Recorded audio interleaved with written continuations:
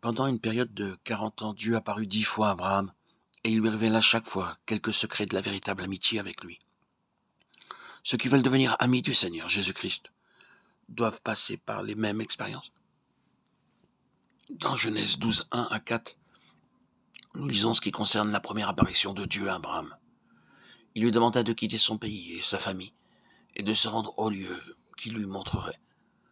Abraham ne soupçonnait point où il allait se rendre, et ce qui lui arriverait, mais il obéit à Dieu sans aucune hésitation, et quitta le pays. Il devait être entièrement libéré de ses anciens liens, afin d'apprendre à entendre la voix de Dieu, et de le suivre partout. Nous devons également être préparés à vivre une vie de séparation dès le début de notre vie chrétienne, et être libérés des amitiés, des relations et des associations du monde. Nous devrions devenir entièrement nouveaux, comme nous le voyons dans 2 Corinthiens 5, 17, 18. Si quelqu'un est en Christ, il est une nouvelle créature. Les choses anciennes sont passées, voici toutes choses sont devenues nouvelles. Et tout cela vient de Dieu, qui nous a réconciliés avec lui par Christ, et qui nous a donné le ministère de la réconciliation.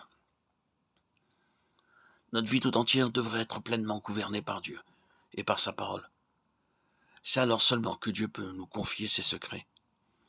La seconde apparition de Dieu à Abraham est rapportée dans Genèse 12, 7. L'Éternel apparut à Abraham et dit « Je donnerai ce pays à ta postérité. » Et Abraham bâtit là un autel à l'Éternel qui lui était apparu. Par cette apparition, Dieu lui montra que quelqu'un devait mourir à sa place pour le rendre juste.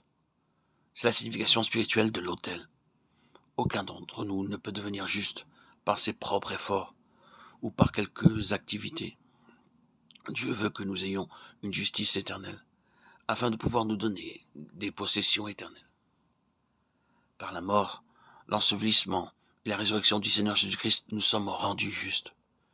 C'est la raison pour laquelle il veut que nous apprenions à l'adorer en esprit et en vérité, et jouir ainsi de son amitié.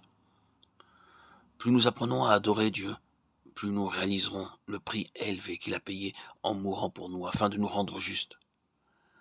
Cette compréhension nous rendra plus reconnaissants et nous aidera à l'adorer de tout cœur. Nombreux sont ceux qui apprécient davantage la connaissance de la Bible que la communion avec Dieu.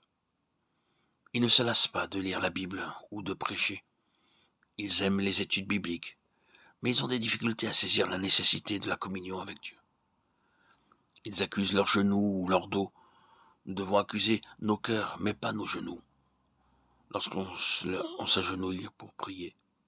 Il est difficile de passer du temps avec le Dieu vivant parce que nos pensées nous distraient et se mettent à vagabonder de ça, de là. Et pourtant, il est réconfortant et précieux de passer du temps avec le Dieu vivant. Mais ceux qui se confient en l'Éternel renouvellent leur force. Ils prennent leur vol comme les aigles. Ils courent et ne se lassent point. Ils marchent et ne se fatiguent point. Ésaïe 40, 31. C'est par la communion véritable avec le Dieu vivant, le Dieu d'amour, que nous sommes de plus en plus fortifiés.